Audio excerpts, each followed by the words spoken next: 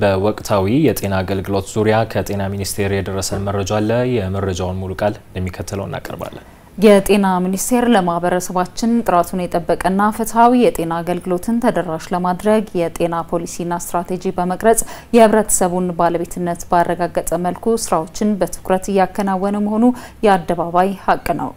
ምክንያቱም መቼምና በምንም ሁኔታ መቋረጥ ከሌለባቸው ማህበራዊ አገልግሎቶች አንዱ የጤና አገልግሎት በመሆኑ ስለዚህም ዛሬን ጨምሮ ባለፉት ቀናት በመላ ሀገራችን በሚገኙ የጤና ተቋማት እንደ ወትሮው ሁሉ መደበኛ የጤና አገልግሎቶች ለማህበረሰባችን ያለምንም መቆራረጥና መስተጓጎል እየተሰጡ ይገኛሉ።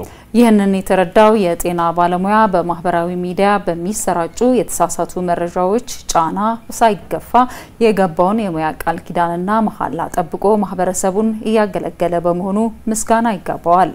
ይሁን እንጂ በጥቂት የማስተማሪያ የጤና ኮሌጆች እንዲሁም ተቋማት በመደበኛ የስራ ገበታቸው ያልተገኙ የተወሰኑ ባለሙያዎች እንዳሉም መረጃዎች ደርሰውናል። ከነዚህ የጤና ባለሙያዎች መካከል ብዙዎቹ በሐሰተኛ መረጃ የተወናበዱ ሲሆኑ ጥቂቶቹ ደግሞ ጥፋትን አላማቸው ያደረጉ ናቸው።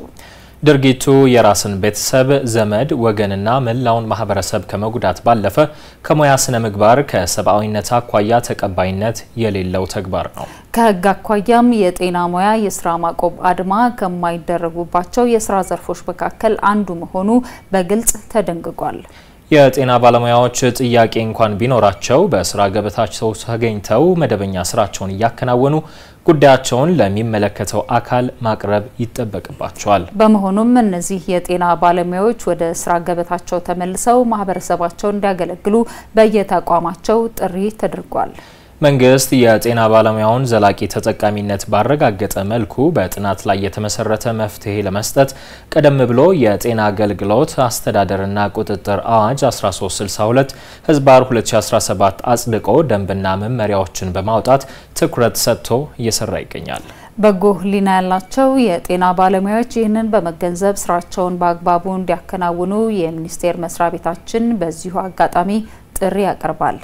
በሌላ በኩል ደግሞ ህብረተሰቡ በተለያዩ ማህበራዊ ሚዲያዎች በሚሰራጩ የሐሰት መረጃዎች ሳይረበሽ የሚፈልገውን የጤና አገልግሎት በተለመደው መልኩ በጤና ተቋማት ማግኘት እንደሚችል እናሳውቃለን። መንግስት በሆደ ሰፊነት ችግሩን ለመፍታት ያሳየውን ትዕግስት ወደ ጎን በመተው በስራ ገበታቸው ላይ ባልተገኙ እንዲሁም በጤና ተቋሙም ሆነ ከጤና ተቋሙ ውጪ ሆነው ሁከትና ብጥብጥ በሚፈጥሩት ላይ አስፈላጊ የሆነ ህጋዊ እርምጃ የሚወስድ መሆኑን ቀድመን እናሳውቃለን። የጤና ሚኒስቴር